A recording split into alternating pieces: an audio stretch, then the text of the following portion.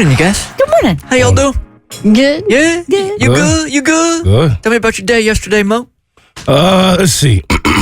I have not been doing too much but resting because my body needs it. What did I do yesterday? I worked, did some more work, I did make it to the gym. Okay. For the first time in weeks. I took my walk, which is supposed to help my gout.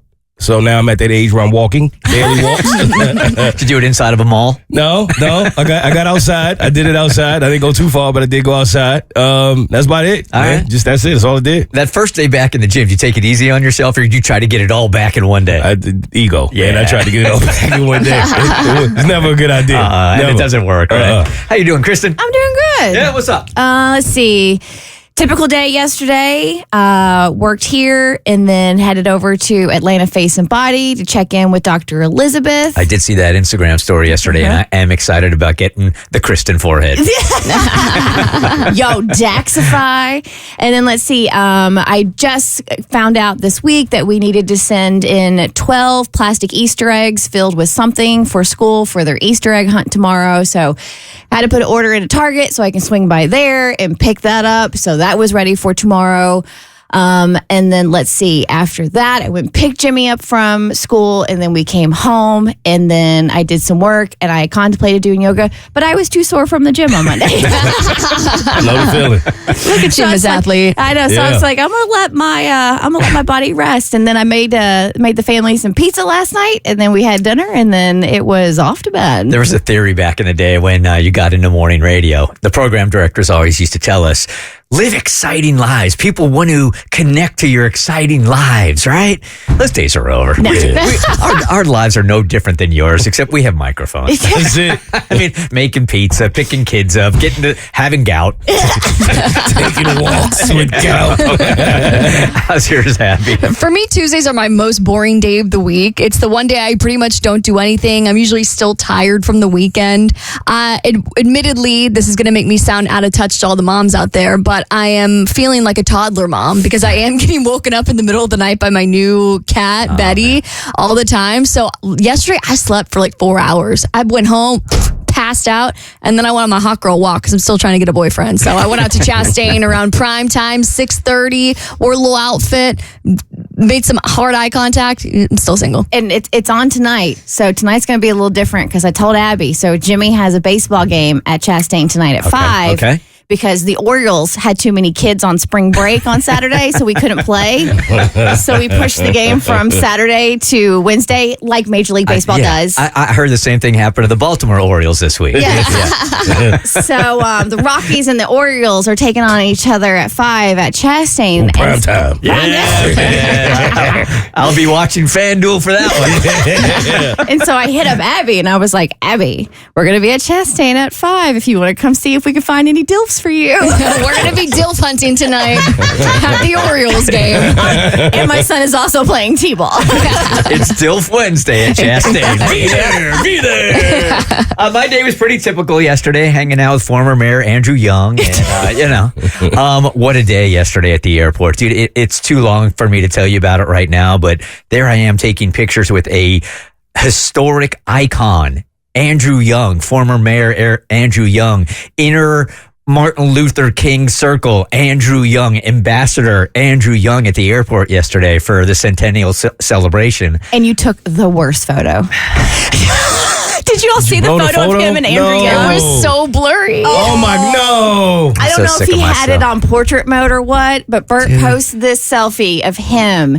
And like he said, icon, Andrew Young, highway named after him, Andrew Young. And Bert is pristine. And you can barely tell it's Andrew Young because he's so blurry. Yeah, I look good though, man.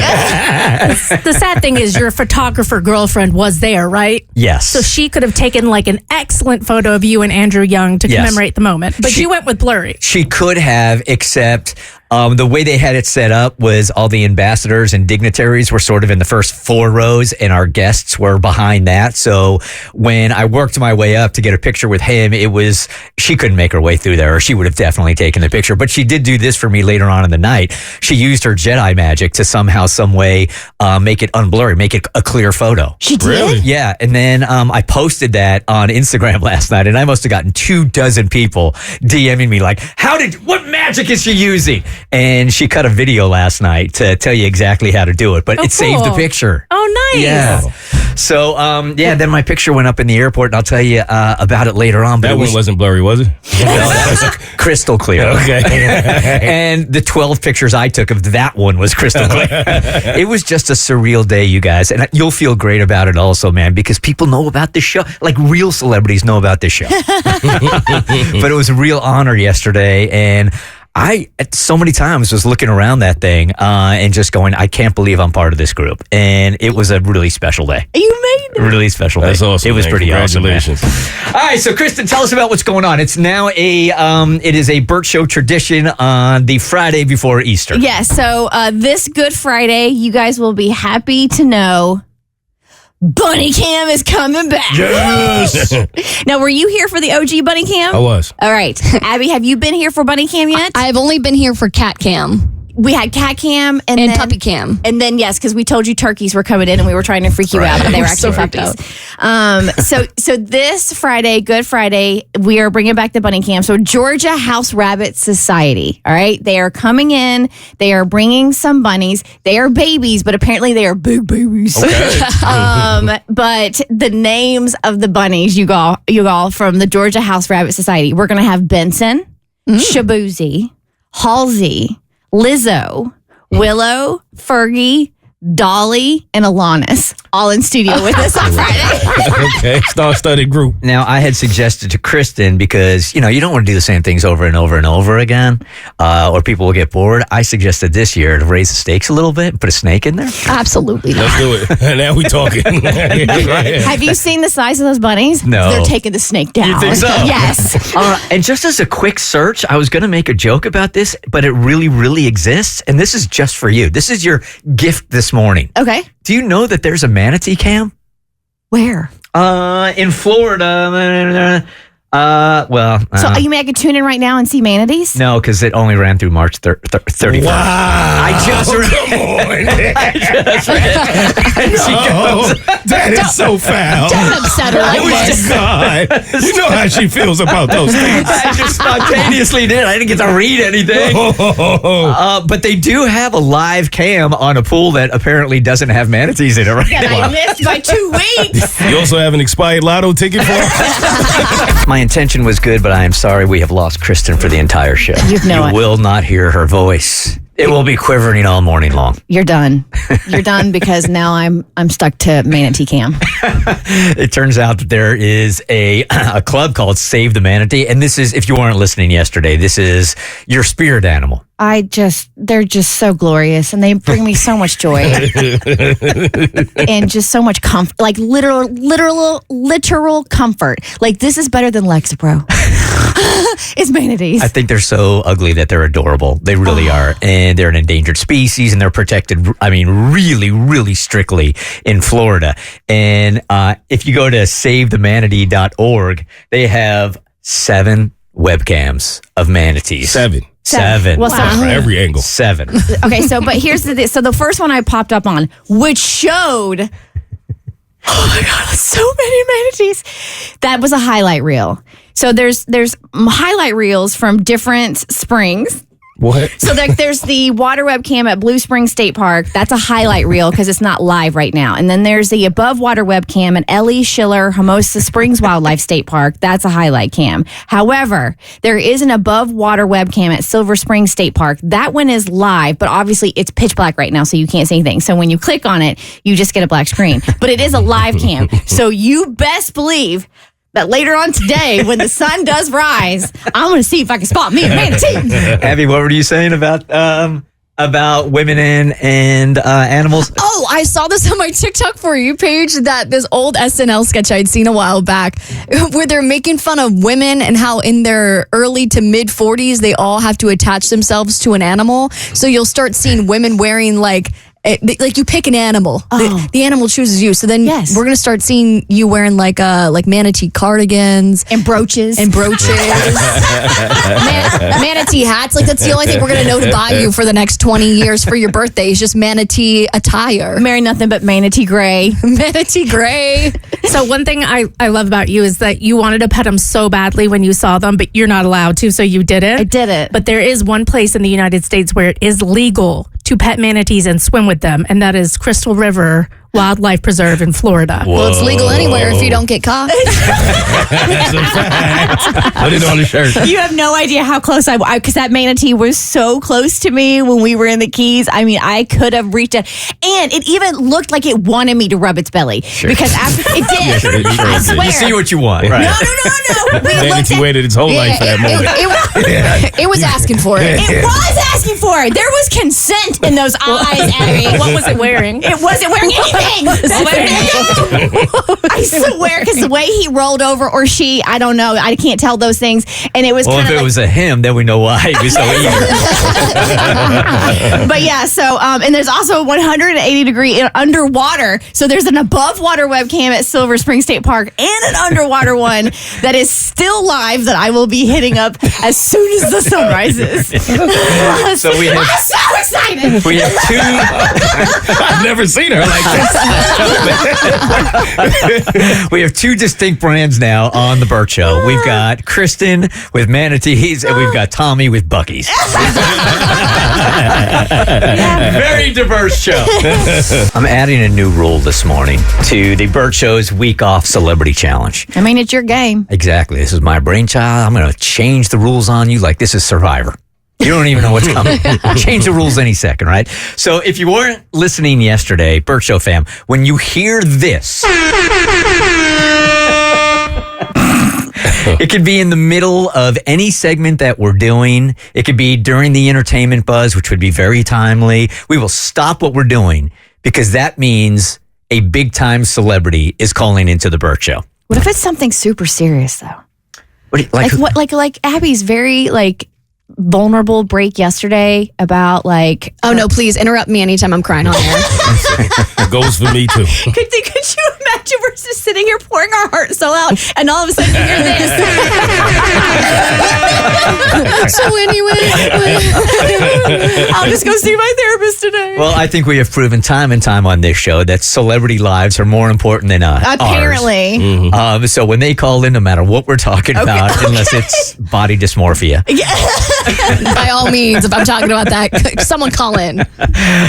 then we will interview. I mean, spontaneous interviews. This is part of the exciting part for us, I think. I love this. Is that when a celebrity calls in, we can't do any show prep on it, so we're going to have to ad-lib our way through a mini interview. So I challenged these guys yesterday. I said, you got 4 weeks. All of you guys got 4 weeks to try to contact celebrities and have them call in to the Bert Show. Whoever at the end of that 4 weeks has the biggest celebrity determined by the Bert Show fam, you guys listening, that person will get a week off from the Bert Show with pay. Wow. Whoever comes in second place gets $500. So the stakes are high. And I saw people scurrying around. Tommy already looking through his Rolodex from all the way back in the day. Right? Everybody has some ideas. Mo has connections to the music industry. I didn't even think about that. Well, I've lost a couple of them, but yeah, I still have a few. I have some connections in the comedy world and the music industry. And doesn't your friend work for Tyler Perry? Yeah, Tyler Perry's a tough gig, but yeah. I did make sure to make that phone call to see how possible it was yesterday. That's the first thing I'm like, man, if his buddy can pull that out, Yeah. wow. He used to come on here all the time, and then he got offended by a question that he was asked on the show, and he never came on. It's gonna What be was even the tougher getting now. question? Can't remember exactly what it was, but the person that did it isn't a part of the show anymore. Oh. However, he does remember the Bert Show name because it was a couple of years ago. I interviewed him and a cast for a Tyler Perry movie, and I brought up who I was and from the Bert Show, and I was like, "Hey, by the way, Bert says hi." The look on his face, He remembers. You remembered immediately because you like partied with him or something like He that, invited right? me over to his house. Yeah. So I've been in his house before. It's incredible.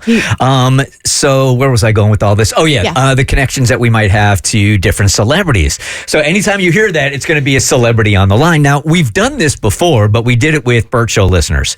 I'm not doing it this time because you know what?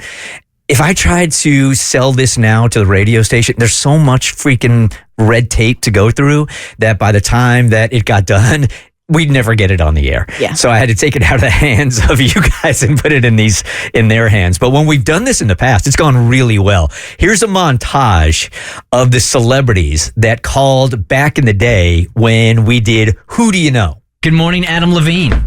Good morning. Good morning. Who is this? Good morning. This is Jennifer Garner. Who is this? What's up, man? It's Kid Rock. Good morning. Good morning. Who is this? This is Morgan Freeman. Who is this? Samuel Jackson. Who is this? This is Sean Connery. Who is this? This is Gwyneth Paltrow. Who is this? This is Justin Timberlake. Who is this? Hey, good morning. It's Jessica Biel. Good morning. Who is this? This is Big Boy from Outkast. Who is this? Danny Glover. Who is this? Hey, it's Ben Affleck calling. Y'all had some names in there, man. Damn. See what I'm saying, man? That's the caliber we're going for, man. Maybe you should have gone with the listeners. I still can't believe Sean Connery called in. Yeah. Just the fact that he knew how to use a phone. He's so old. Well, it might have been a rotary phone. I feel like I get to that age, I'm like, I'm not doing anything for anyone. Tommy, I think you're the front runner here because you've been producing morning shows for so long. Oh, yeah. Lived out in LA. You got that, a lot of contact. I'm just driving around and I'm thinking about, oh yeah, that person. Oh yeah, that person. Yeah. We'll see if any of them come through. But that thing you just played, the montage of former callers, there was one in there that we had to take out because we had no idea who it was. Who the heck is Johnny Carter? Johnny Carter? Yeah, Johnny Carter? and we thought maybe he said Johnny Cash. It wasn't Johnny Cash. I remember one of the first celebrities we got to call in was. Do you remember the salsa? I think it was Old El Paso, where he's sitting around the campfire and he goes, "Oh yeah, New York City." He called it. That guy called The New York City guy? I love that guy. So that might be him. I'm not sure. Maybe that's him. But we're looking for like big time celebrities. Like I passed Messy Mikey in the hall yesterday and he's like, oh yeah, man, I was getting all fired up. I thought I was going to win this thing. At least I had a celebrity ready to go. And I'm like, who was it? And he's like, Willie Nelson's granddaughter. No. She follows me online. It's not going to get it done. I'm bro. like, dude, yeah, it's not going to get it done. Now, Willie Nelson, if he calls in, yes, that would be impressive. But that's a great point. He uses the daughter, right, or the granddaughter to get to Willie Nelson, and then you're in the running for this whole thing. Now, here's the new rule, okay, you guys? I think this is really fair. That we shouldn't know initially who got the celebrity to call in. Because then I think when we put them up online, people might have bias to the Bert Show member. So if they don't know, then I think it makes it more fair. Okay. Do you agree with that? Absolutely. Yeah, okay. I think that's good. Most likely, yes, lose because I've at never won everything. ever. Absolutely. I agree. Now, if I were you guys, I'd be reaching out to list. I'd be soliciting on social media because we do have a lot of people clearly in our Bert Show fam that have connections to these A-listers. So if I were you guys, I'd be holding myself out. So are you not participating in said? I am not. No, okay. No, I am not. Because I didn't really honestly think it would be fair. Okay. And I didn't want to do the work. All right, so you guys got 4 weeks. Anytime you hear this again, that means we'll have a celebrity on the line. Okay, this is Quana, who knows who Johnny Carter is. Good morning, Quana. You have to put Johnny Carter back in there. He's from the Dells. Oh! From what? What? Johnny Carter called up from the Dells? There was a... What do you mean now? You're like, oh, Johnny Carter. I know who the Dells are. I don't know them individually by name, but there's a movie called The Five Heartbeats. That's an absolute culture classic. Is that Pete Townsend? Yeah, Robert Townsend. Yeah. Well, I know the Dells. That movie is based on the Dells. The Five He replaced someone. He came in later. Okay. And I saw the Flamingos before. Now you got me there. Okay. Okay, so I looked Thank him you. I up. appreciate you calling. Okay. I looked him up, and his picture did pop up. Older African American dude. This did not sound like an older African American dude. It sounded like an old redneck dude. Oh, really? Yeah. So maybe it was a New York City guy. At first, I thought it sounded like Jimmy Carter. And I was like, you sure it wasn't Jimmy Carter? Yeah. And it was definitely, we listened to it like 5 times. It was Johnny Carter. Okay. All right. I wish y'all would have been here to hear y'all try to give Johnny Carter an interview. Not because you don't even remember it. I think I probably told the producer at the time to delete it. Okay. That's legendary, though. All right, so 4 weeks, and we'll see what you guys can come up with, okay? Okay. A week off, a week paid vacation. Is there a punishment if we don't get anybody to call? No. Listen, I'm barely hanging on here. We were out of there.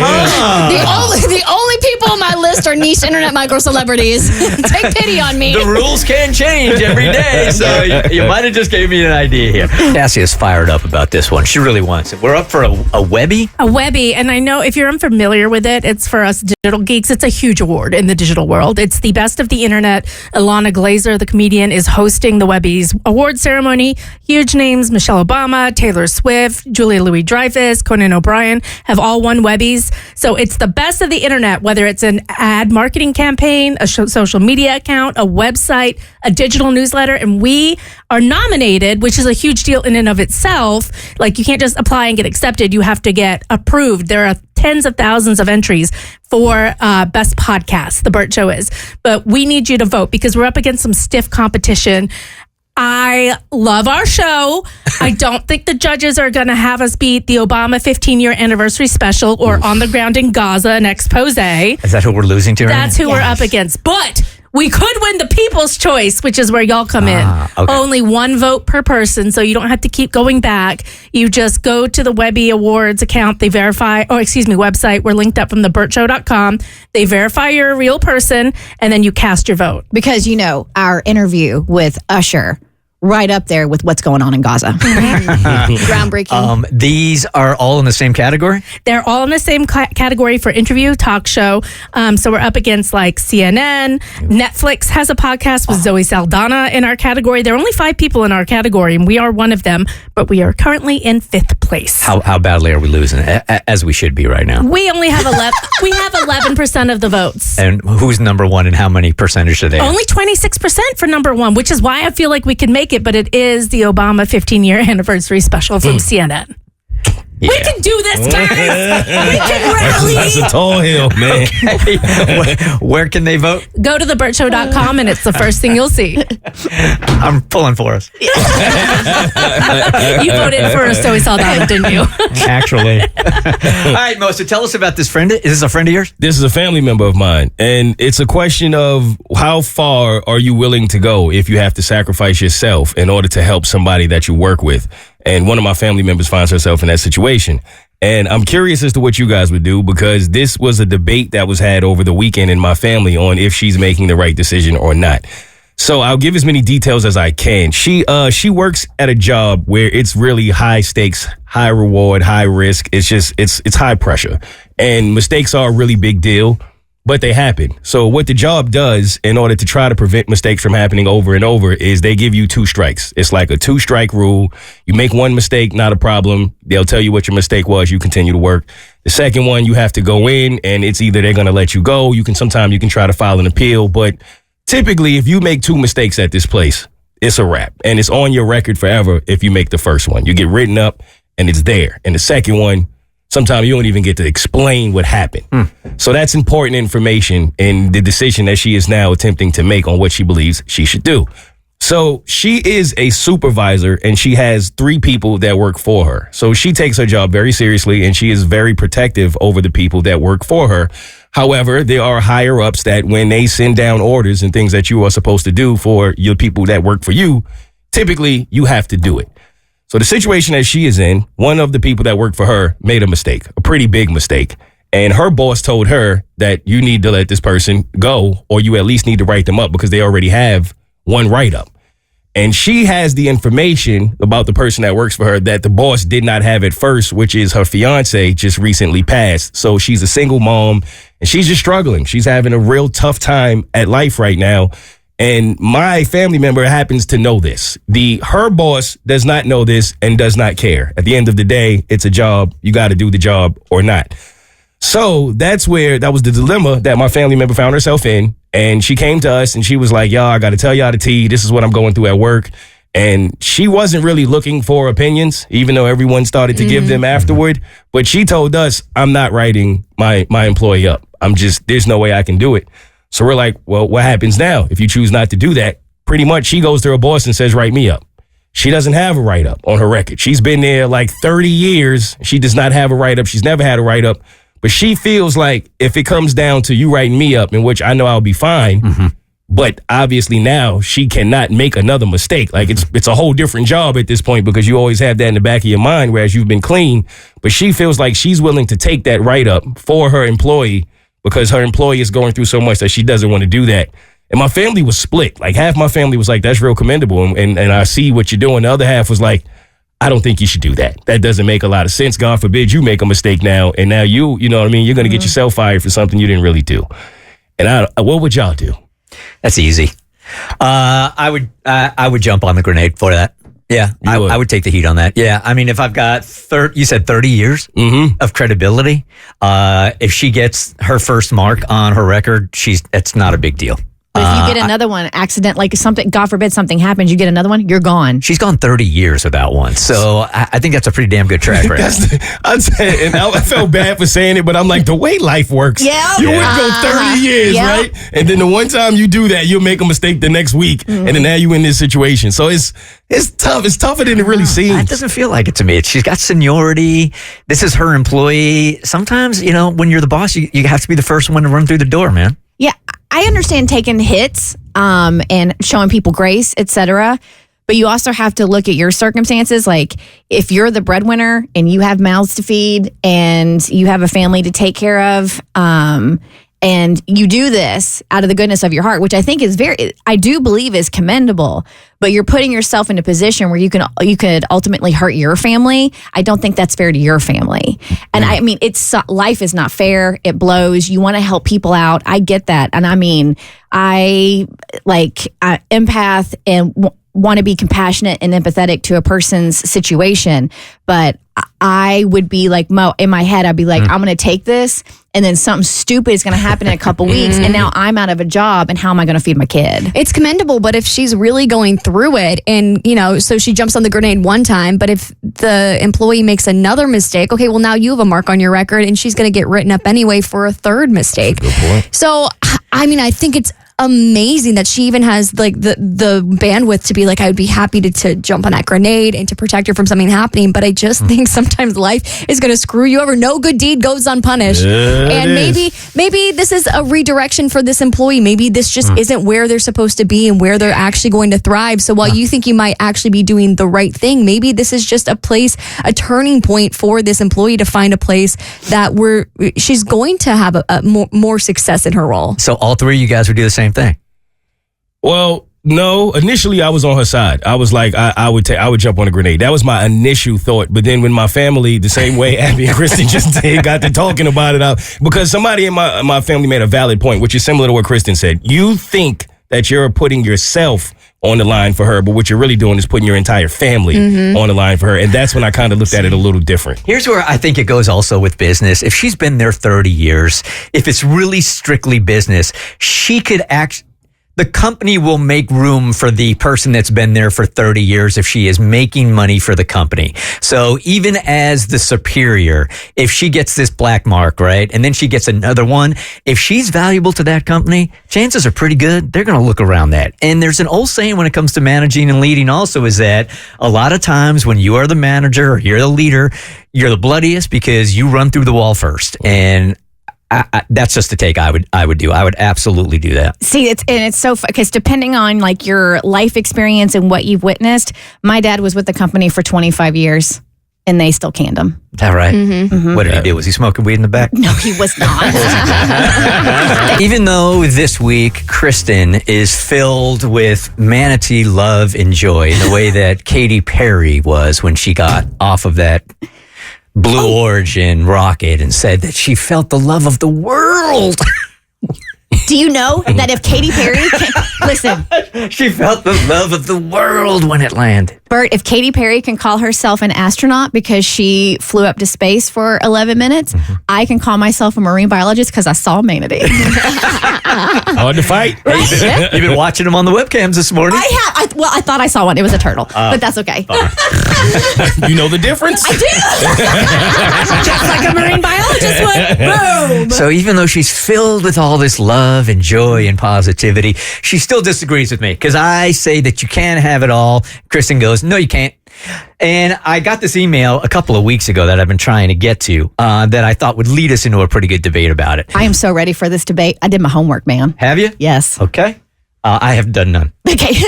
But you do have an email to read. Yes. Hey, Bert, I'm 37 years old and about to make a big time life decision. I've been listening to you since high school and I didn't really have male role models growing up. And believe it or not, I kind of looked up to you. Oh, God, look. He wrote, not physically. Damn, Chris, sorry. Yeah, That was out loud, yo. what happened to Manatee Love? We- I need to pull up the webcam again. Sorry.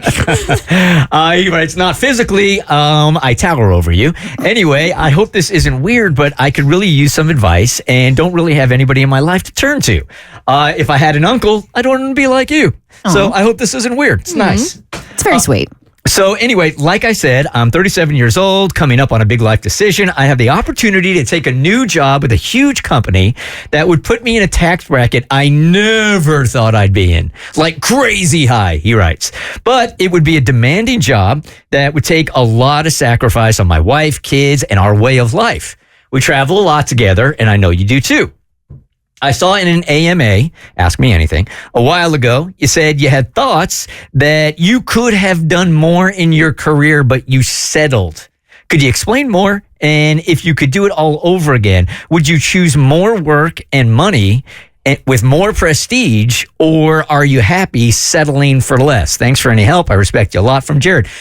So what I meant by that was there are some local personalities that I look at that just have more of a grind than I do. And you can tell because they're out late night in clubs, or they are hosting different events for different organizations, or they're the voice of different organizations around Atlanta, while they were also doing a shift on the radio. Our show is a little bit different because we have so much content on this that it pulls a lot more from us than other shows do. But I do look at some of those personalities sometimes going, you know what, had I grinded a little bit more, maybe I would be that, or I would be doing that. Or maybe, I dabbled in the idea of TV at one point. Maybe I could have done more with the syndication, but with all of that, it would have taken a lot of time away from my family, And as I look back at it now, I got two great relationships with my sons. In fact, last week, my son wrote me a card and it said that I was his best friend. And right there, I mean, when your almost 18-year-old son tells you like he's your best friend, I know it sounds corny and all, but man, I mean, is there a better gift than that? No. That's not corny. So when I read something like that, I'm like, okay, I'm glad I made the decisions I did.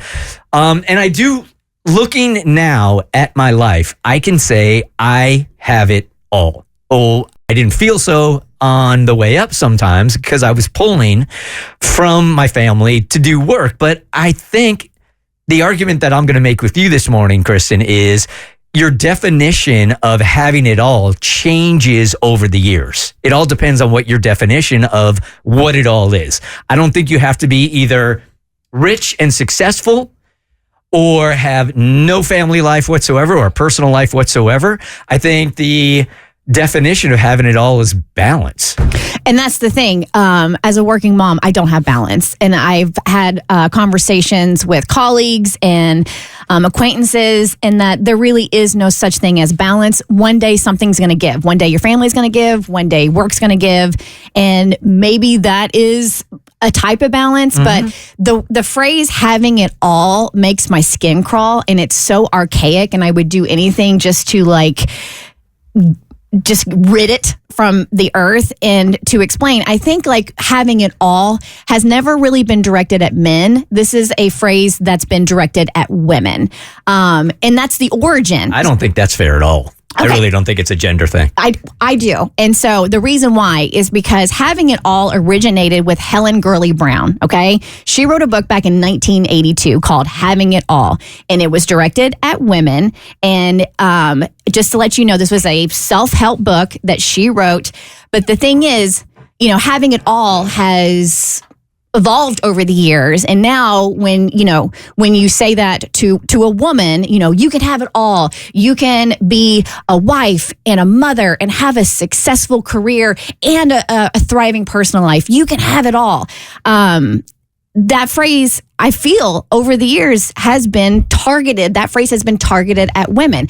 You hardly ever hear somebody tell a man like Mo, you can have it all. You can be a working father and you can have it all. Like that's. I must run in a very different circle then.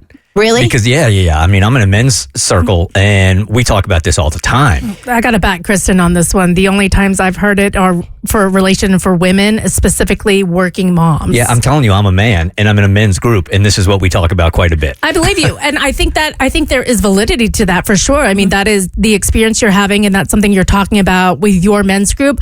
I do wonder how many other groups of men who are talking about that are actually talking about that, because your men's group, like you have a lot of very successful career men in that group. And so I think those conversations do happen. But I think when we're talking largely from a societal standpoint, that it's generally aimed at women the same way, like looking a certain way or losing weight is generally aimed at women, but it also affects men. So from my female perspective, like the whole phrase having it all, I feel like has always set you up for failure. And I understand like, your definition of what is having it all. Do I have it all? No. Do I have enough? Yes. Like I have a great career that I've worked really hard at, right? Are there other things that I would have liked to have accomplished by now? Yeah. I have a beautiful family and I have a beautiful son, but am I missing his Easter egg hunt on Thursday so I can do a speech for Bert's Big Adventure? Yeah. If I was having it all, I'd be able to do both and I can't. See, my definition of having it all is having enough in all of these areas. So I have enough and I was talking to Cassie about this yesterday. I think another question you need to ask yourself, I don't think you should ask yourself, do I have it all? I think you should ask yourself, do you have enough and are you fulfilled? I feel like, are you fulfilled is the better question. And when I ask myself that ebb and flows. It's a different response every single day. Some days I am very fulfilled. Other days I am not. And I think too, for women, when it comes to having it all, if we're just bare bonesing it, right? Like if we're not going to do all the nuances, because this is a very layered, nuanced question that you ask yourself, can you have it all? I refuse to use that phrase because I feel like it sets me up for failure. And no, I can't have it all, but that's okay. I can have enough. And I also think for women, like, until we close the pay gap, until women have autonomy back over their bodies, until we have better maternity leave, until we have better prenatal care, until we have better child care, I think we are set up to fail, thinking we can have it all. And like the prime example was when Representative Brittany Peterson had to fly from Colorado to D.C. with her 4-week-old baby so she could vote because they wouldn't allow her to vote by proxy. Our society isn't set up for women to have it all. Your side is better than mine because I chose to hang out with my friends and not do the research. I personally don't think you can have it all. I don't. I think maybe I've had these conversations amongst my circles with men as well. I just think they're a bit different. Like the sacrifices may be different at different levels. Maybe not as a working father per se, because I'm not a father, but it's terms as far as career, family, relationship, you're going to sacrifice something. Mm-hmm. And I think if most successful people will tell you that. It reminds me of a debate I have with my lady all the time, jokingly, of where I'm always telling her, you always tell me you want to spend more time with me, but then I always need to have this situation financially to where I have to be able to do everything you want to do. I can't give you both. I would love to, right? Like I have to work in order for you to be happy. At the same time, if I'm at work, you're not happy. You can't have it all. And I think having it all does change at different stages of your life. But at the same time, typically, if you are ambitious, you are going to sacrifice something. And it's almost impossible to fill every bucket the way you would want to at any given time. Well, I think that's just how life is set up. Like there are seasons of life where you have to pour more into one bucket so that in a different season of life, you don't have to focus on that bucket as much.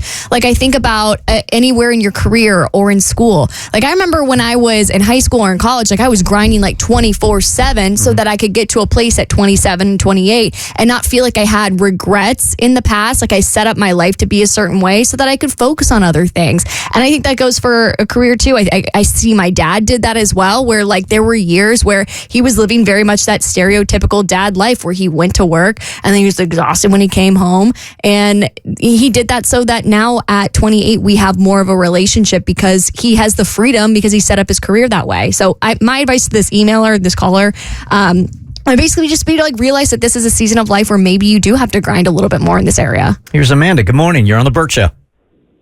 Hey, good morning. One of the things that's bugging me is that you guys are kind of mixing up having it all. It's either you either have it all or you have enough and that's as good as it gets. But it's kind of like when you have achieved enough and you know that your plate is full. But so having it all to me is not having it easy, like having it made. So I think that we shouldn't mix up having it all with having it made. Because to Kristen's point, I have 2 kids. My kids are older than Kristen's. My kids are very busy in sports. And believe me, it tugs at your heart when you can't be at every sporting event and every practice. And some of the moms can. But I know that I have it all. I've got healthy, beautiful kids. I have an excellent career, beautiful house. We're all healthy, and we're able to do the vacations and things like that. Am I a celebrity that has a nanny cooking and, chauffeuring my children? No, but I do think I have it all. And, I feel very blessed. I've worked very hard. Are there more things I want to accomplish? Absolutely. But I think that the mindset that a lot of women do have is that there's this, we confuse having it all with having it made. And I do think in some ways Bert is right, where there's that layer of having enough is very similar to having it all. But I think that we just need to get our mindset to think more about like, don't focus on having it made, but us appreciating that we do have it all, and maybe there's a little more to that. Yeah, that's a great call. Thank you very much. I feel like it just comes down to acceptance. Yeah, and that's the thing. Like, do I have it all? No, and I'm okay with that. Like, I have enough. Like, I feel very fortunate with what I have, and I'm okay with that, and I'm appreciative of that. But at the same time, I just feel like that phrase has been shoved down, women's throats and especially working mothers' throats for so long, and that it has set a lot of people up for failure and disappointment. So instead of trying to have it all, just make sure your life is fulfilled and you have enough. This is one we could circle back to tomorrow morning. If you want to go on our Facebook page and make some comments about this, I'm sure the video will be up later, and you want to make some comments there, we'll read them tomorrow morning. It is go time for our producer Jackson. About to make the plunge. Is there water in the pool? Turns out planning an engagement's hard. I bet. Yeah, it's not the most straightforward thing. You think that it's going to be this most exciting time of your life, which, don't get me wrong, it is very exciting. Nice but cleanup. Nice save. But it's complicated. There's a lot of moving parts involved in this whole thing. And so last time I came and talked to you guys about this, I didn't even know where to start. I was thinking about where to do it, what to do I invite people afterwards, when, all this stuff. But then you guys were like, slow down, we got to get a ring first, right? Mm-hmm. And so I had a few options for rings. She had given me an idea of the style that she wanted, but she ultimately wanted to be surprised. And that was like a big part of this whole thing for her. She doesn't want to go in, as much as I would love for us to go to the ring shop and she's like, that one, and I'd pay and we're good to go. Yeah. That'd be great. Wasn't the case. Yeah, do whatever you're going to do. And I'm not judging or anything, but for me, it takes kind of the romance out of it. When you're going to pick it together, there's something about the surprise of you making the final decision. She can give you some guidelines, but for me, it's more romantic. You know, that's a good reminder because when I've had friends and family in the past that have said that that's how they went and did their ring shopping, I was kind of like, oh man, that does take it out. But now that I'm in the situation, I'm like, God, please, that'd be really nice. I would want that too. And so, Wait, what'd you say? I would want to do it the way Jackson. Okay, I thought you said I feel that way too. Like you were ring shopping. Oh no. Okay. Sorry. Good save. We almost pivoted. I was like, why is Bert looking at me like that? And so I told you guys that like my mom was generous enough to offer up a diamond, and so like I would just have to get the setting for it. Her mom actually offered up one of her rings that I know that my girlfriend said and commented on that she really liked. So I had all these really great options, and I also even had some listeners who own these jewelry stores reach out to me and like say that they'd help me out, with planning this whole thing and all this stuff. But last weekend I was going to a wedding for one of her cousins in Miami. Ooh, inspo. And so I was thinking maybe this is a good time to kind of get the blessing from her parents. And so the week before, I was really digging deep on the ring shopping because I wanted to say that at least I had an order placed by the time that I'm asking them, for their blessing. And so, I'm online and I'm looking through all these designs, and I literally have everything like basically in the cart. And this is like a custom ring that I found from this jeweler on Instagram who she's obsessed with, and she's talked to me in the past about, and it takes like 4 months to make it. So I want to kind of get the ball rolling, obviously, right? So you're buying a ring online and not seeing it in person? That's the thing. So I was like, is this a good idea? Maybe this is a bad idea. Apparently not. I don't know, man. And so I did a lot of due diligence on it. I read a ton of reviews on it. I saw a lot of, independent reviews on Reddit. I was doing all of the things that you're supposed to do before making a big purchase like this. But not seeing it in person. Besides seeing it in person. Kristen moved over. She can't even sit next to you right now. She did. Look at her body language. Like, ew. She's so disgusting. You're that person? Ew. It's not that bad, right? It's a dangerous game to play. Yeah. All right. 1-855-VERT-SHOW. If you've done this, you've gone ring shopping, engagement ring shopping online. Were you happy with your purchase, or when you came back, it was like one of those whistle rings? Ring pop. And so before I fully check out, I'm like, all right, I need to ask her one time just some vague general questions just to get the approval. And I kind of ask her, I need to know for sure, are you on board with this exact style? Like, I need to know if anything's changed. And so she goes back on the website and she starts looking through and she's like, maybe not. And I was like, huh? Because I was literally about to check out and pull the trigger on this. So you showed her what you had in the cart? I didn't show her exactly. I was just asking her kind of vague details of like the options that I had picked on some of these bespoke settings that I was looking at. And she wasn't entirely on board as enthusiastically as she was before when she had brought this jeweler up. You are a bold man. I won't even buy a rug online.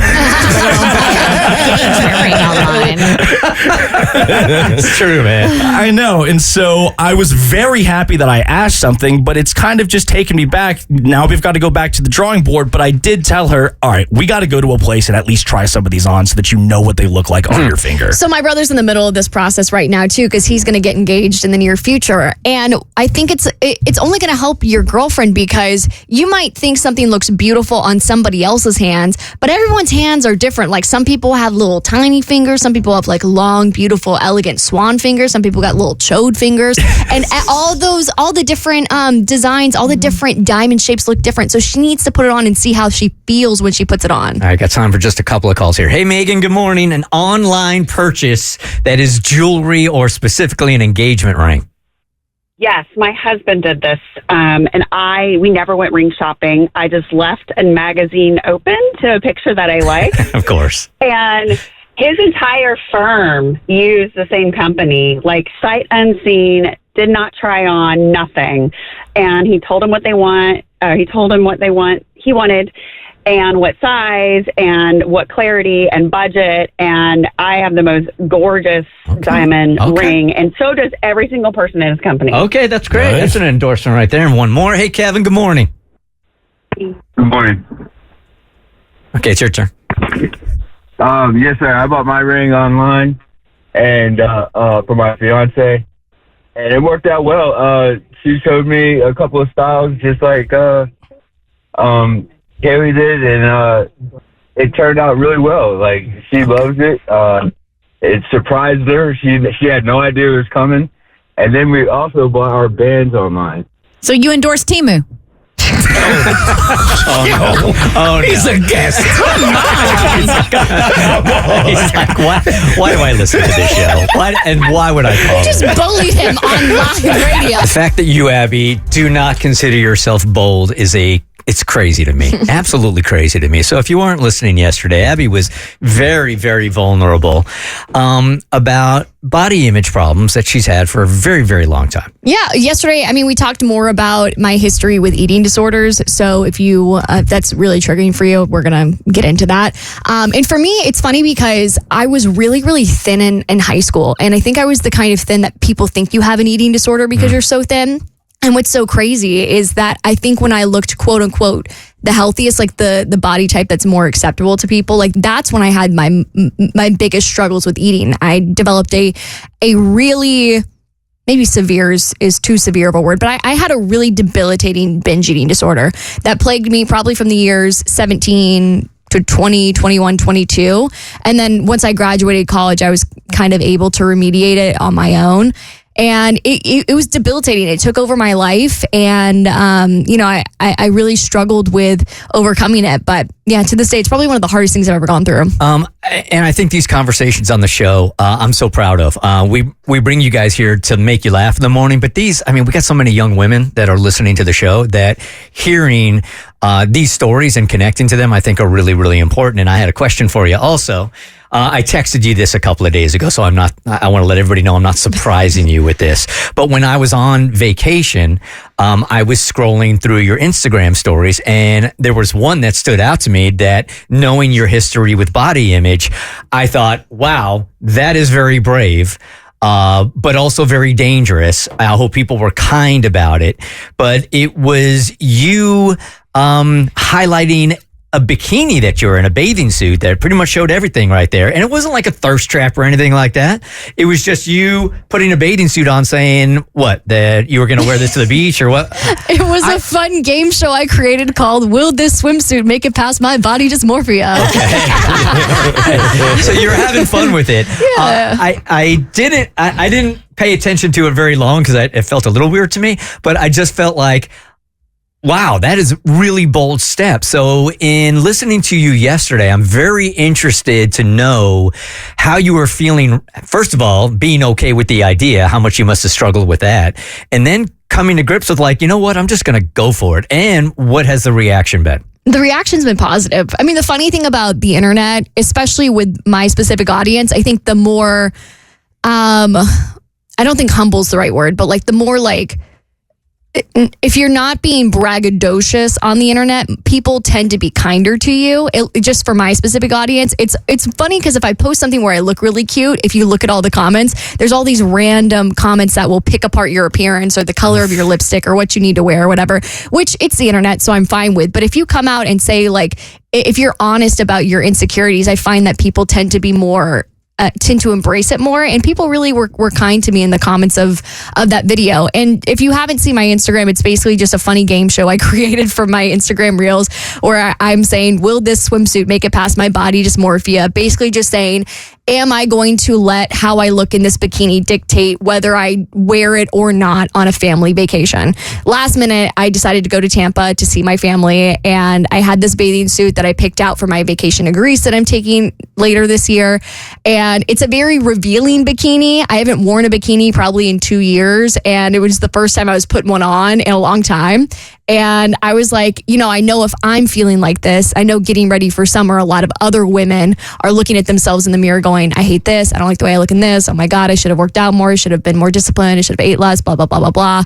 And so I thought it would be really funny to take this moment and deflect with humor, which is what I do with everything, and just put it out on the internet that where I'm saying, I really don't like the way I look in this bikini, but I'm going to laugh at myself that it is ridiculous that I would potentially not wear this very expensive bikini because I think I look like X, Y, and Z in it. So when you put a bikini like that on and you're out in the wild, on the beach, are you self-conscious about it? So self-conscious. And also these bikinis, like they are, I don't know what these designers are doing, but none of them want to make them even remotely high coverage. Like you can't so much butt cheek. You can't find a bikini that isn't a thong or a moderate thong nowadays. And so I think body image has always, I don't think body image has always been a problem, but I think especially with the bikinis that are on the market now today, like it's even worse because it shows everything. Right. So even when you're walking around it, you're still self-conscious when you have it on and you're walking around. Yeah, but absolutely. And are you constantly telling yourself like, you're okay, or what's the mindset? I mean, well, when I put it on and I was at a family event, I was like, I probably should have picked something a little bit more modest for this occasion. But you said you can't. There are no bathing suits really that are more modest. Yeah, I know. I guess it could have been a one piece. I mean, I could have picked out like a one piece or whatever, but I was like, with the girls, I don't want to wear something that's like, sort of modest looking or something I would wear to like a charity event. Like I want to wear like a cute bikini. And so I remember walking out onto the rooftop of the hotel that we were staying at in St. Pete. And I remember thinking, I feel very exposed because I had forgotten my cover up because I was flying Frontier. So I was trying not to pack as much as possible because I didn't want to get pulled over and have to pay more for a carry-on.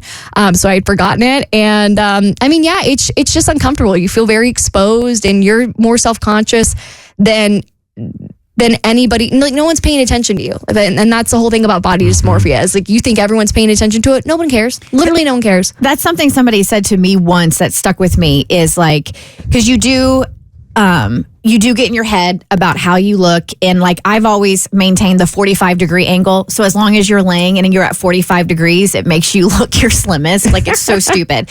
But you have to ask yourself and think back, because you think everybody's looking at you, you think they're judging your body, and you think they're like, poking everything apart. But do you can you think of anybody, like, what's the last person you remember seeing on the beach and did that stick with you? And were you just like, oh my God, I can't believe she wore that? No, I don't have a single person in my head from any of the beach trips I've taken over the years that I have, that I've like consumed my brain. So why would I think I'm consuming anybody's brain? I'm not exactly sure how to phrase this question. It feels weird to say that it's a brave or bold decision for a woman to wear a bikini now because of all the thoughts in their head. Is it weird to say that that's a brave move just to wear a two-piece? I don't think it's brave per se. But I don't know what word I would use, but I feel like brave, it diminishes the word brave by saying you're brave for wearing a bikini. I agree with you. I think it's brave on a personal level, right? I don't think everyone else is going to look and see you in a bikini and be like, you're so brave. But I think when you have body image issues and you put yourself out there in a way that you're uncomfortable and you push your comfort zone in a way that could be very detrimental to you mentally, I do think that is a personal brave moment. So maybe like there's a different word. It's like when they were saying that Pamela Anderson was brave for going on the red carpet for not wearing makeup. I feel like there's somewhat of an equivalent there, because you call firefighters brave for running into a burning building to save a life. So when you're comparing the two, you know what I'm saying? It's kind of, but I agree with what Cassie's saying, because you're overcoming all these insecurities in your head. And if you're overcoming a condition like, an eating disorder or body dysmorphia, like it takes a lot to put that suit on and to go out in public, because literally you're not going to enjoy yourself the entire time. You're going to be consumed with thoughts of what you look like. Is this poking out? Is this hanging out? I need to adjust this. Am I sitting the right way? Can you see a fat roll right now? Like it's incessant, right? Yeah, I mean 100%. And I remember, it was really cold on the rooftop, so I did end up just covering up with a towel, which did kind of remediate some of those thoughts. But yeah, I mean, I think in a way it's brave to be that exposed. I mean, I think just because of swimsuit culture, if you will, like wearing a bikini is just very normalized and it seems very innocuous. But yeah, walking out and being more exposed than you've ever been. And if you're used to hiding your body in big sweatshirts like I am, or like big sweatpants, it is in a way brave. But yeah, I definitely wouldn't compare myself to a first responder. If you lined up 100 women, I want each of the women on the Bert Show to answer this differently. If you were to line up 100 women, how many of those 100 would say that they're completely comfortable in their own skin when they're wearing a bikini? 5, maybe? I would say 5. I mean, I remember the first bikini I ever got was a Minnie Mouse bikini, and I was maybe in 5th grade, and I thought I was too fat to wear it. And I never got to wear it because I just kept putting it off until I would lose weight, and I was fine, and I didn't know that. So I think it depends on a lot of factors, but I think for a lot of women, it starts so early, and that body dysmorphia grows. So I would be with Abby, like maybe 5 in 100. 5 out of 100. I was actually going to go lower than that. Lower than that. Yeah. Really? It's not going to prevent you from wearing it, but I just think a majority of women will look in the mirror when they put that on, and you will find a flaw. That sucks. It doesn't get easier as you get older and gain more confidence in doing it. You care less. Yeah, I was going to say for me, you care less. Caring. I don't know if it gets easier, but maybe that is how it gets easier. Right. Is that you just the amount of F's you give have just flown up down. I think we all know this, that the best way to get a man is to trick him. You got to trick him into loving you. Yep. All right, Rebecca, what you need? Unfortunately, I am in love. That's a joke. I'm not actually in love. She's so in love. I don't think I am. I think it's a joke. I think it's still a joke. But you're getting all the feels. All right. I have a crush, which makes you the corniest person alive. Anyone with a crush is so cringe. It's so I hard. never really understood what that was. What's the difference between having a crush and being attracted to somebody? They're one and the same, but typically I feel like if you have a crush on somebody, they don't know you like them, which makes it a crush. I feel like there's intention behind a crush. That's what I've always thought. I have a crush on someone, like I really want to date them, whereas like I'm attracted to Zac Efron. I don't have a crush on Zac Efron. You know what I mean? Like I just think he's hot. Emotions. There's an emotional aspect to a crush. Okay. Yeah. All right. Yeah. I'm in the middle of an infatuation with an entanglement. I've been talking to a man, basically.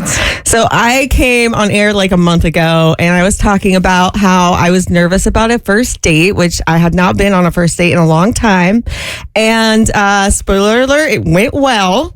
And I guess I do like him because we've been on like 4 dates since, which has been very cool. Did we ever do a follow-up on, because you were nervous about the first kiss? Yeah. Did we ever do a follow-up on that? We kind of did. I was worried about whether or not I should tell him about my tongue because I had tongue cancer and I have like a Franken tongue where part of it is like a skin graft basically. And I wondered if that was something that you should tell someone before a date. Yeah. And I didn't, and it went fine. That went perfectly. Yeah, we did do an update, and she said that they had the best first date. They closed down the coffee shop. Like the people had to. How long were you all at the coffee shop? 3 hours. 3-hour coffee date, and the tongue never came up. And then on the second date, the tongue did come out. Okay. Well, you never In want his mouth. You never want to. You never want to kiss after coffee, anyway. So Yeah. the second date, you guys did kiss, We did. and you had a yeah. little touch on touch tongue. Well, a lady doesn't talk about tongue. Clearly you did. Clearly you told Abby. If you want all the exclusive content, you can tune into the Personality Hires podcast wherever you get your favorite podcast from. Well, that's only tongue-tied. alive because of this show, so let's hear it. I heard that, by the way, that you were tongue-tied. Yeah, I'm a little tongue-tied. Okay, so yeah, he's very smart. He's super sweet. He's very artistic, but we're just talking. It's like casual talking. We're not boyfriend, girlfriend. Yet. But I think Bert Show fam can change that. Because I have an idea. Okay, you listening in your car right now, pull over. I need you to call 1-855-237-8746 because I am looking for a Bert Show listener who is willing to crash my next date, pretend to recognize me from the show so that I can impress a man. Impress a man. Impress a man. Okay, so hear me out. Let's back it up a little bit. We're going to let you cook. Okay. This may be my dumbest, most narcissistic idea ever. So I've been working on this show almost 4 years. Really? Yes, almost 4 years. I think it's like 3.5 at this point. And the first year I never came on air because my personality is like an onion and you have to peel it back. And it wasn't my job also. But you guys have invited me to come on air more and more, which is so fun. And I feel like it's such a creative challenge. But something really cool started to happening in like my second year. First of all, I got cancer, and that really ups your value for people. Your likability factor goes way up after that. It's difficult to dislike a cancer survivor. It really added to my social value. Let's try. Okay. But I started to get recognized in public for being a part of the Bert Show, which is like the coolest thing ever and something that doesn't happen super often and not something that I deserve because I'm a huge loser. But it's so cool to meet P1s, because you're a P1 if you know me for sure, and like talk to them and connect. But you know what's really cool and even cooler is when it happens in front of a family member or a friend. Yep. For sure. Because it's impressive. Yep. It's very validating to like see a listener be like, Rebecca, I love you. I love the show. It's so cool to like meet you. And then turn to my best friend and be like, girl, I'm still me. Hard to stay humble through all of this. I won't forget you when the fame hits. I won't forget where I came from. Look, hold on one second. You got Katie here who's willing to help, and she doesn't even know what it is yet. Yeah. Hey, Katie. Hey, Bert, how are you? Good. Hold on one second here. Let's hear Rebecca out.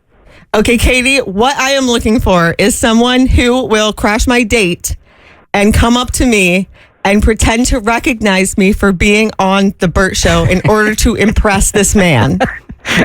Girl, I can totally do this. I'm such a big fangirl of all of you guys, so it will not be a hard task to succeed in. Okay, I have 2 questions for you.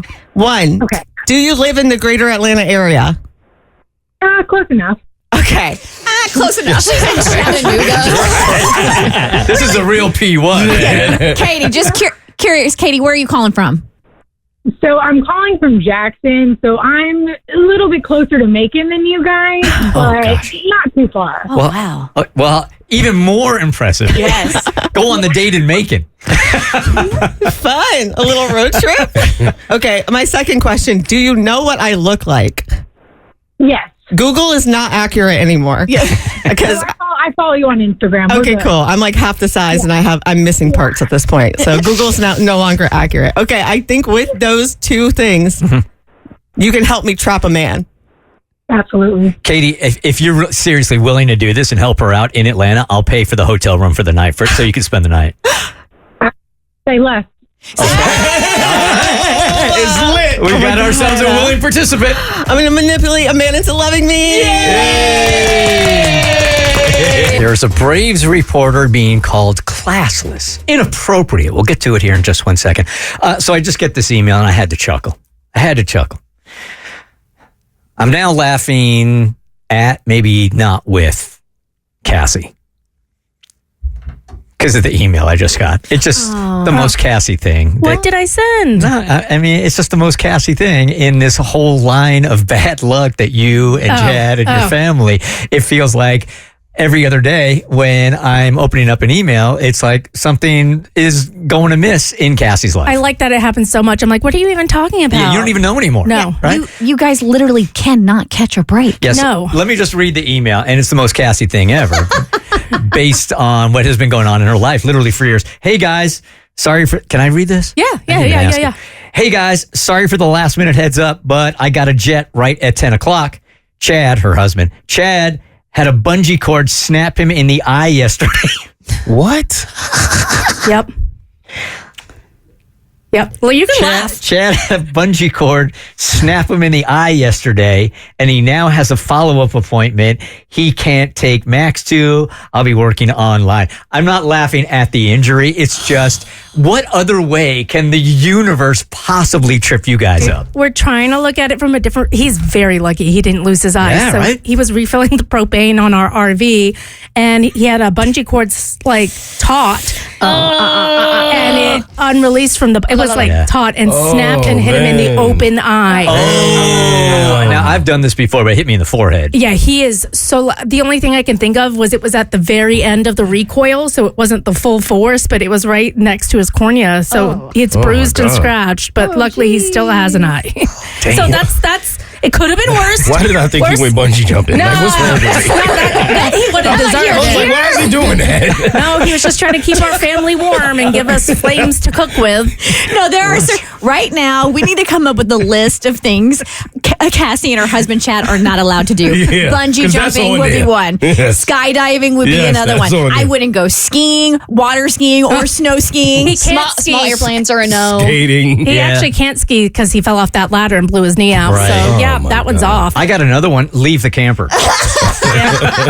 like a tree will probably fall on it. You can't drive. Man, it's so, I don't know. I'm going to have to get someone to come cleanse us because when we're not in this city, everything's great. And then we come back. He got the bungee cord in his eye. A yogurt exploded on me in the middle of the grocery store. That's not as bad as the bungee thing, but it's like it only happens here. Anyway, so love you, I'm Chad. sorry. I just think the way you've handled it has been really beautiful and admirable because most people would have just lost it by now. It's called disassociation. All right, so there's a Braves announcer getting a lot of heat online, and I got to run this by you guys. Maybe I'm just old school here. So the headline in the AJC reads, Braves announcer Wiley Ballard catches heat for getting women's phone number, I should say, on air during a game. So let me just set this up. The Braves were playing the Toronto Blue Jays a couple of nights ago. Have they won a game yet? Oh, yeah. Okay, just yeah, they're 6 in, I think. I think they got 6 wins now. So he is like the field reporter guy. He's not the guy doing like the play-by-play or the color, but he's the guy that goes out in the crowd or he's on the sidelines and stuff like that, you know? So do you talk like he talks to the players after the game, et cetera? Or? Yeah, or he's in the stands. So he's in the Toronto Stadium and he's at the rooftop and he's just interviewing fans that are drinking and having a good time up there. And he happens to be between two women. It gets more kind of uncomfortable. They're sort of like pushing him in to get the phone number, which I don't initially think is what he was saying. No. He was saying go to work, I think, to like make her a Braves fan, right? Yeah. That's how I took it. That's how I took it too. Well, the real talking point here is they go back to him and he is indeed getting her phone number.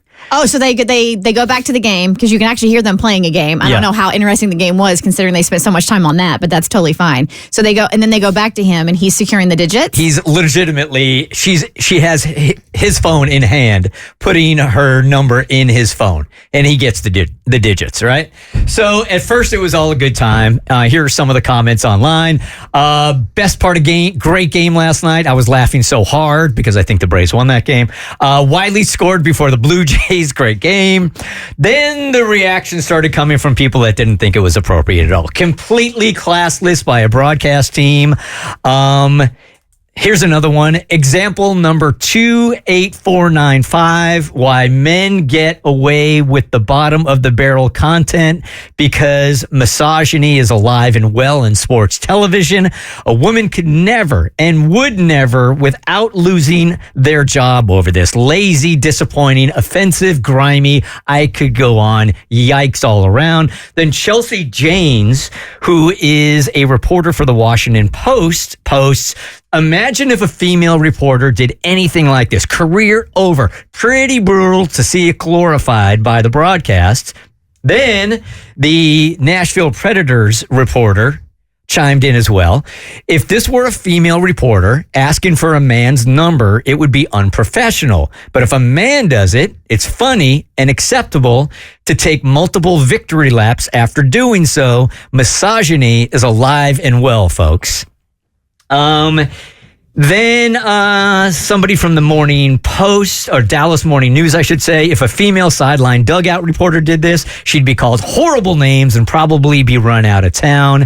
And then people started coming down on the female reporters. People can't have any fun anymore. The scolds just have to come out for even more silly little moments. Then another one writes, whether it is a female or male reporter doing it, the whole setup sounds like a plot of a movie or book that women would read and think, I wish that would happen to me. Y'all love enemies.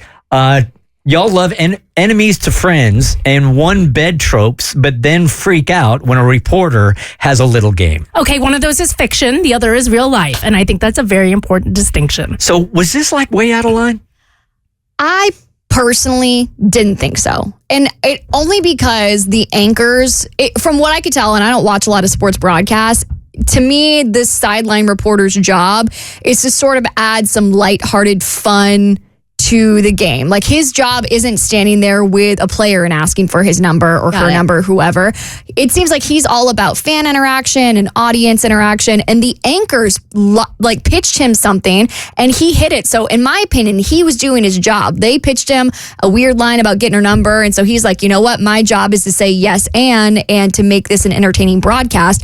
So I'm not going to make it weird and go, oh, I'm not getting her number, because then he'd be called stuck up for shutting it down, whereas he's just playing into it. He's going to get her number. It's going to be harmless fun. They probably never even texted after, so I think we got to laugh a little at it. So television is way more buttoned up than radio. That's for sure. And just with my tenure in radio, I didn't think anything of it. I really didn't. Like, listening to it and like the guys, nudging it or whatever, and then him running with it like Abby, it was just kind of like, it didn't seem like it was a setup. It felt like an impromptu bit, and then they ran with it kind of thing.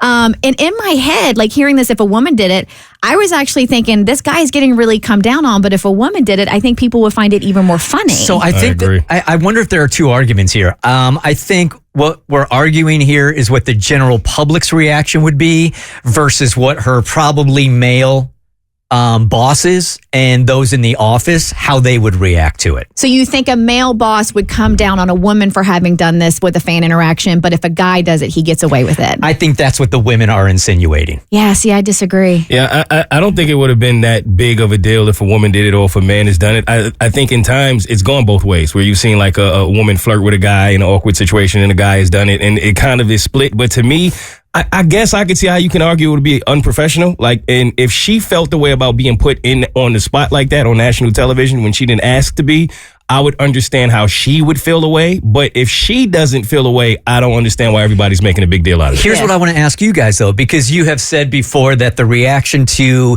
women online when it comes to this job is much different than it is for guys, right? Oh, for sure. You guys get away with saying stuff that we can't because there's a different standard, a different bar. Yeah. So within the office, do you think that would be inappropriate for her perhaps male supervisors, or a guy wouldn't even think about it, or a supervisor that's a male wouldn't even think about it at all? If they work together, you're asking, and he was the supervisor asking her for her number? No. He's saying so you take Wiley out of it and you put a woman there. Right. And she does that with a male fan, with the interaction, right? That the bosses at the broadcast company are going to come down on her for having done it, but they're going to be like giving Wiley a high five because it was good TV. I think that's what the women reporters online were saying. Well, then I'm going to have to take their word for it because I do radio and I got high fived when I slipped Niall Horan his number. So I don't like from a female sportscaster standpoint, these women who are saying that's the case, and I'm gonna have to take their word for it. I absolutely think there's a different standard for women in media, but I think we do tend to take our own wounds and experiences and project them onto every scenario so that we can come out and be like, look at all this injustice that's happened to us, and look, if I had been in that position. But I think this is a completely different situation. It was clearly a lighthearted moment. I think we need to stop projecting so much of our wounds on other people. Producer Mikey recently moved into a Midtown apartment, and our producer Mikey is about to get thrown out of his Midtown apartment. Yeah, well, I lost the battle. I have been fighting for probably 6 months, even though I've only been living there for like 4 months, for my girlfriend to not get an animal, especially a dog. And at home right now, I have a dog. Wow. Congratulations. Thank you so much. Are you warming up to the idea now that it's actually in the home? It's a dog. It's exactly what I thought it'd be. It's a lot to take care of. Mm-hmm. A dog is fun whenever you're not the primary caretaker. I want to know a little bit more about this dog again. How old? What breed? Where did you get him or her? Is it a boy or girl? What's the name? Okay, so last time I talked to you guys, I said that she found an 8-year-old dog in Nashville, Tennessee. It's a boy named Reggie. And he's a Pomeranian. Shut up. He is not. Yeah. Are you kidding? I'm not kidding. An 8-year-old Pomeranian named Reggie. Well- Was anybody else picturing like a lab or a pit bull or something? It feels like pit bull. it feels like a very midtown dog to me. Yeah, definitely. Yeah, something that's Big smaller time. that you can tote in a purse or Right. carry or Well, something. Yeah, just an embarrassing dog to walk around with, kind of. As a man, Yeah, I get it. emasculating you every time. But there's something changed since the last time I talked to you guys. Turns out I was being fibbed to this whole time. It's an 11-year-old dog. Oh. The dog's 11. Oh, that's sweet, but you're giving it the city life before it goes over the Rainbow Bridge. Like what every dog wants to experience. Not a, acreage of farmland to I know. run and play free, but a tiny condo in Midtown I that has to know. ride the elevator multiple times a day to go take its little pee-pee or poo-poo outside. That's made me sad is like this dog, there's so many options of what home it could have ended up at. And it's probably, we are way below average on the good to bad scale. Can I ask why your girlfriend wanted an 11-year-old Pomeranian? I don't see into her head. I can't understand what she's thinking. She just wanted it. You didn't ask? Well, I will say this, and I have had this thought recently because I almost came back from vacation with an adopted dog that was an adult. With Franny now also, adopting an adult dog is so easy compared to a That's puppy. true. Is so much But work. that was not part of her plan. This is not an adult dog. This is a senior dog. Dogs don't typically live past like 13, 14, 15 years. It's a geriatric dog. And also, I don't know, it's all just complicated. People are acting like we're like heroes for rescuing a dog. This is not a hero situation. This is as selfish as it gets. No. Is she just wanted a dog? stop. No, it is. Okay, we are heroes. You My are, bad. For senior dogs, because senior dogs are the ones that stay at rescues and in sense. shelters for the longest time. Senior dogs are the hardest dogs to get adopted. So the fact that your girlfriend adopted an 11-year-old Pomeranian, that should be commended. Which is also probably the reason why. Did they tell her that the dog was 8 years old? No, she 11. was lying to me. Yeah. 11. No, but Yeah, they- originally it was Oh. 8, but no, that was my girlfriend lying to me. Yeah. Oh, they didn't No. Your It was her girlfriend lying to me. You. Yeah. Okay. Yeah, no, it was all a bunch of trickery. Okay, got it. But whenever she said it was 11, I was like, great, this is less time I'll have with the dog. But also, we went to pick this dog up in Nashville. The person giving it to us handed the leash over, didn't say bye to the dog or anything. That was a big red flag. It's just threw the dog in our car, gave us a want y'all to cage. change your mind. No, we were there for 2 minutes. We Any drove 4 papers hours. or anything? No papers. Do you know the history? Like, Wait, do dogs come with like registration? Some do. Yeah. So And shots, and you need to know if they have shots and stuff. I'm curious, did the elderly Pomeranian live with an elderly couple that passed away and now the dog is bestowed upon a family and the family doesn't want it, which is why they gave it to you? So it was the daughter of the owners of the dogs, and they moved into an old folks home. The way I understand it, this is not completely confirmed, but this is our understanding. They This is couldn't all alleged. Yeah, and I don't know. Too many lies floating around. I can't really tell what the truth is. But they moved into an old folks home. They couldn't take the dog. I guess the daughter wanted nothing to do with the dog. So That makes just sense. threw it in our car. My question today is, my apartment charges $50 per month for a pet.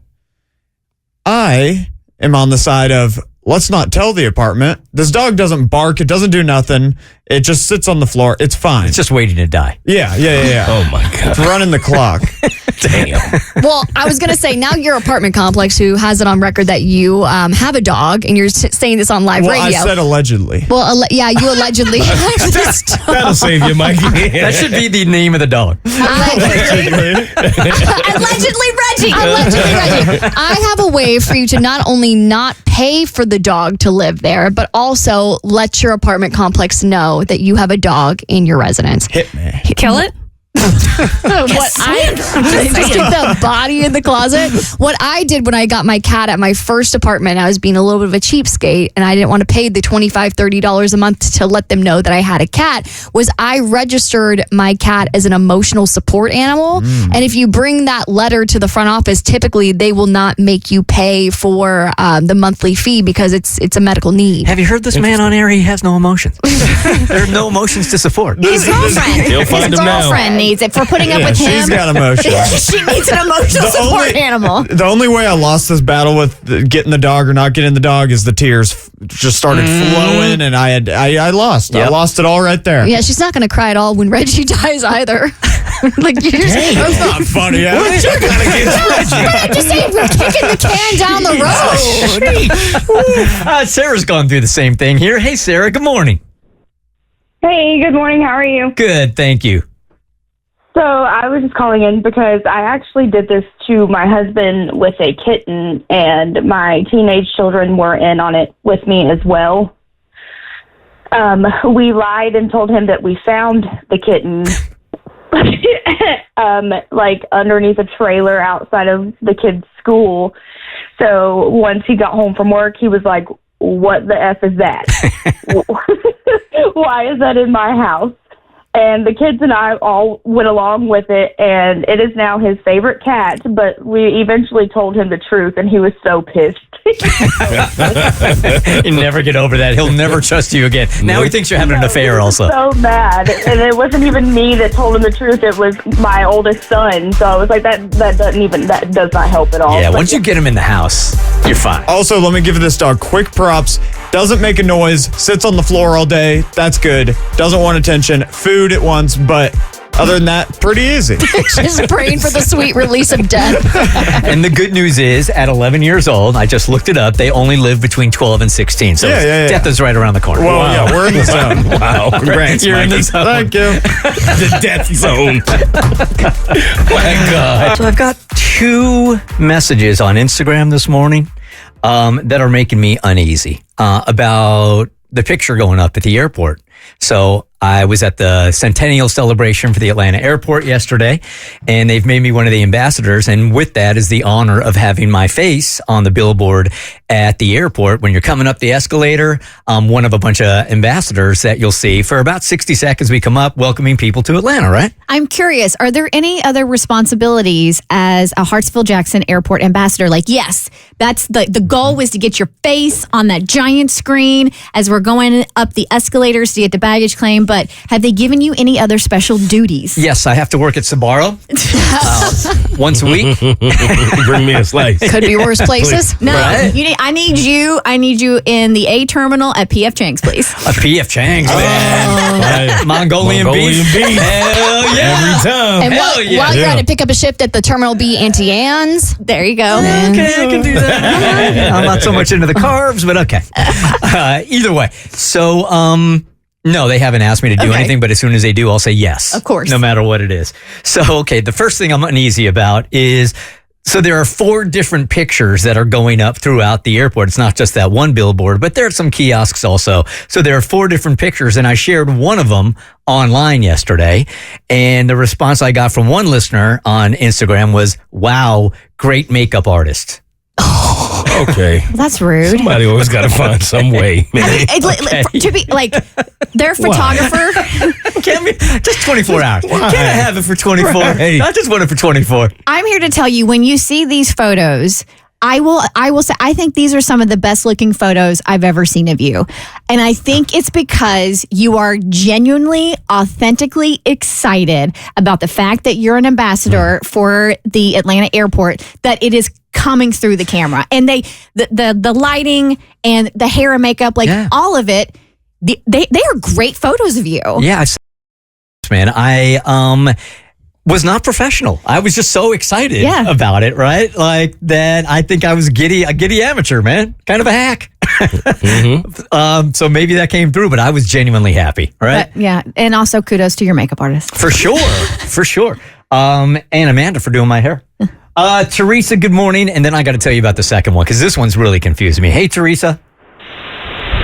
Good morning. I just landed at Hartsfield-Jackson Airport, and as I'm coming up the escalator, who do I see in a hoodie but Bert White? They haven't cut you out yet. Not yet. Not yet. Well, that's cool. Thank you. I really want to go up that escalator and see it come up in real time. I was geeking out over it yesterday, so I stood there for 6 minutes waiting for it to come up. But I'm glad it's up. Thank you for letting me know. I couldn't even believe it. I just got off the train, happened to look up and went, holy crap, there it is. That's so cute. Thanks for noticing. I appreciate it. Congratulations. Thank you. Congrats. Okay, now here's the one that's got me a little bit confused. And I think Mo and Katie, I don't want to draw any assumptions here, but I think I might know where she's coming from, but I'm not sure. So I'm going to put this one in your hands, okay? Mm-hmm. So I also posted a picture yesterday during this celebration. Just amazing. All of the living Atlanta mayors, every single one that's still living was there. Okay, you got Shirley Franklin. What's up, Shirley? Hi. You've got Andrew Young, historic icon, former mayor and now ambassador or former ambassador also. Andrew Young, I took a picture with him. He's on there. All of the mayors, every single one of them. At one point, all of the mayors and the ambassadors got together for a picture. And in it, I believe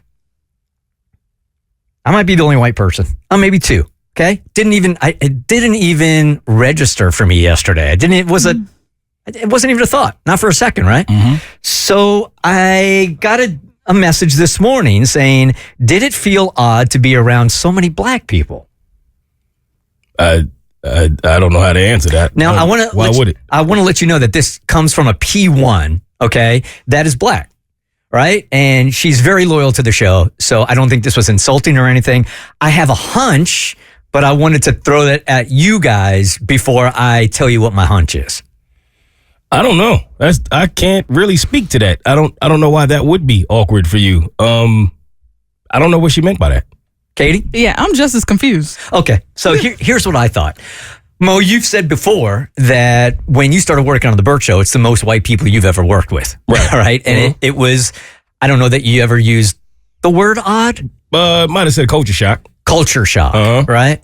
And you have said before also that when you're in rooms, if it's predominantly white, you will seek out like, You'll make note that if there's other black people in the room. Yeah. Okay. For sure. So if it's uncomfortable or just culture shock or odd for a black person to be in a room full of white people, maybe she's asking, did I have that same experience?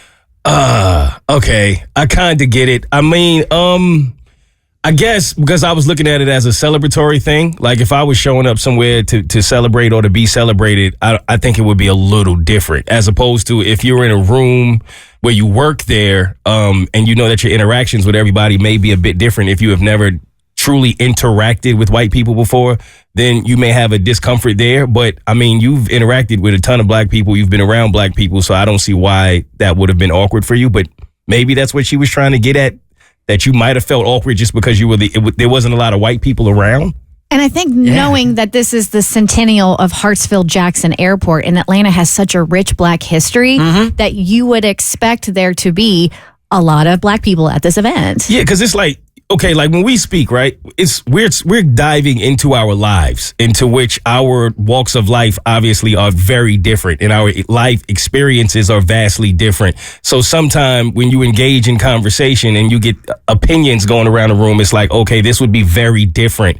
If I was in a room full of black people, this would be perceived differently than if I were in a room full of white people. But that doesn't necessarily mean that if I just walk into a room and there's white people there, I'm like, oh my God, uncomfortable. Like that's not exactly what it means. You know what I'm trying to say? Yeah, and again, did it feel odd to be around so many black people? So she might have just been asking, did it feel weird to be the minority in the room? Like, it was a weird experience to have? Like, typically, I mean, walking around, like, you know, there's majority white people around. Was it different to be not the odd one out, but like, did it feel weird to be, I guess, quote unquote, the minority in the group? Katie, is my hunch wrong? It could be right. And then I'll answer that.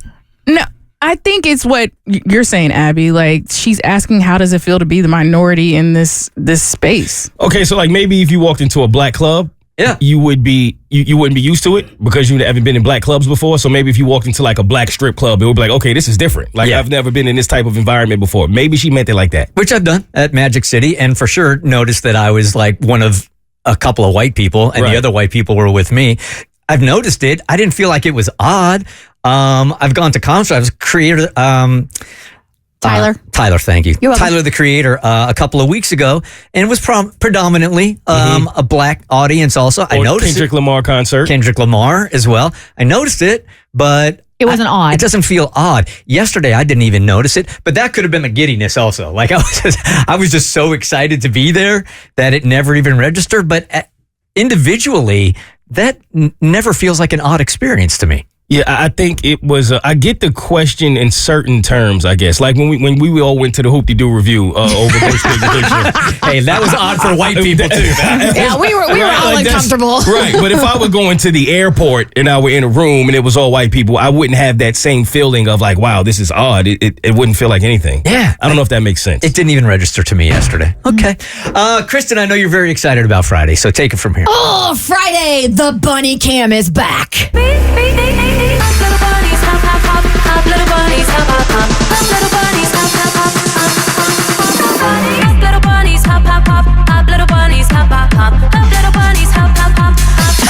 Where? I'm pretty sure this is what they greet you with at the gates of hell.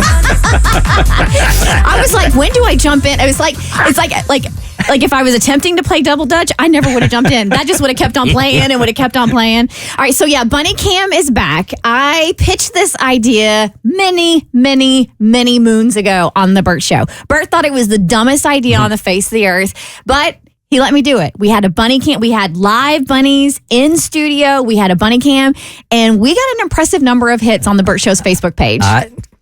Look, I know you love these words. You were right. I was right. I was wrong.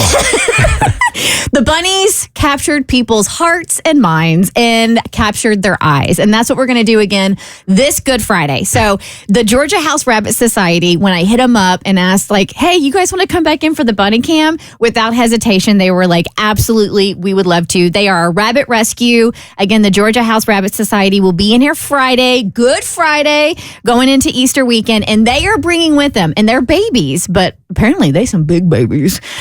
Benson, Shabuzi, Halsey, Lizzo, Willow, Fergie, Dolly, and Alanis are all going to be in studio on Friday. We're going to have a live, our Facebook, the Bert Show Facebook page is going to have a live cam on them for the duration of the show, so you can just get some warm and fuzzies for Good Friday. All right, so again, all they're doing It's just hanging out. hanging out. Yeah. Hopping around. You wanted to put a snake in there, but I put the kibosh on Let's that. turn it up. Sometimes you got to mix it up. Yes, sir. Okay. I told you guys the message I got from the P1, like our most hardcore listeners. The question was, did I feel odd yesterday in a room full of predominantly black people at the airport?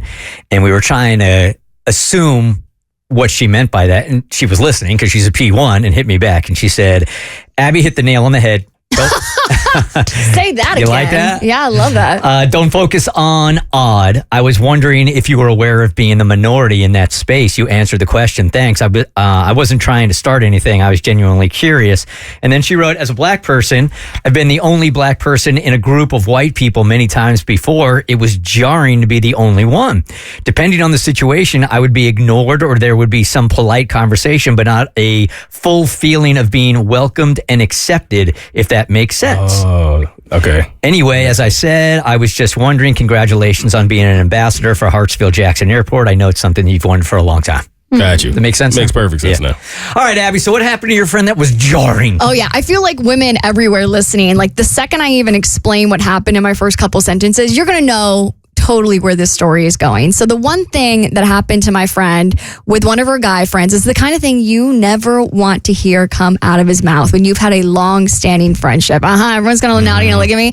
So I have this friend that had a really close of friends in college that was one of those really fun co-ed groups where it's guys and it's girls, and there's never really any dating intermingling. It's just a group of people that, you know, some were in fraternities, some were in sororities, and they mixed a lot, and they just had this really solid group of guy and girlfriends. And of course, since graduating college, they're kind of in and out of each other's lives, but about once a year, they typically get together for some kind of weekend adventure. And so, of course, about a couple of weekends ago, they had this weekend adventure somewhere. And my friend is close. She has one really close girlfriend in this group, but her closest guy friend in this group, they've kept in touch the most out of all of them. So while they're on this trip, you know, they're experiencing the same things they typically do. You know, they do the excursions and they're hanging out and they're having beers together. And this guy friend that she has, I wouldn't say they have like sexual tension, but she has said to me that that she feels that he's kind of like her emotional support boyfriend friend. And I think every girl has had that before, where it's like, it's not a guy that you ever intend on dating. You don't even really have sexual tension with them, but you do kind of like to flirt with them every now and then, just to remind yourself that you're alive and that you're desirable. And it's safe. And it's safe, but it's never really going to go any farther than that. And so this guy friend, I think maybe throughout the years of experiencing being the emotional support boyfriend friend, is now wanting to take that to the next level. Oh, so he wants to take that little vest off. What's his vest? His little emotional support boyfriend vest. And he wants to put on the boyfriend vest. He does. He wants to change out his badges. He's the service boy? The what? The service boy. Yes, Like the instead service of a dog. service dog, Yeah. he's the service boyfriend. Yes. So, of course, after a couple of glasses of wine, a couple of pints of beer on Saturday night of their little weekend getaway, everyone goes to bed and it's just her and him hanging out and having some conversation. And of course, he says the one thing you never want to hear from your guy friend, and that's, hey, I really want to talk to you about something. No. And of course, he brings up, I never really thought of you that way before, and I feel like the longer we know each other, I feel like, we could really be something, blah, blah, blah, blah. You can insert whatever line you want to insert for what this man would say in order to ask her if she would be willing to take things to the next level and be his girlfriend. And she did the thing you're not supposed to do in that situation when you don't want to date that man. She didn't tell him no. She gave him hope. She gave him hope. But she didn't say yes, but she didn't say no. She didn't say yes, but she didn't say no. But that's almost as bad as saying yes. That's a yes for him. Yeah, definitely. Yeah, he's like, so you're saying there's a chance. Basically, she said something along the lines of like, oh, well, I've never really thought about it. So I might need some time to think about it. I just think you're a really great guy, blah, blah, blah, blah, blah. And so she's telling me this. I'm like, girlfriend, like, unless you give him the hard no, he doesn't see this as a shutdown. He sees this as you're leaving the door open. And if he just tries a little bit harder, one day, somehow, maybe you guys are going to date. Bingo. And so I don't know how she remedies this. Like, I don't know how you give him the no now, having given him some hope, because now you've got to bring up the conversation again. Like, now you have to rear its ugly head again. She has to sleep with him. She has no chance. That's the only way out. You're on the wrong team here. As a to go, right? Yeah. Just to make sure. To go. Yeah, send them off. But first, So a farewell. You can't insert it's the a goodbye. effort. It's a goodbye present. Yeah, I mean, she let him on. The least she could do is sleep with him. Oh my Come God. on. You know how tough it is to be in the friend zone? You guys are terrible at giving advice. The Bert Show.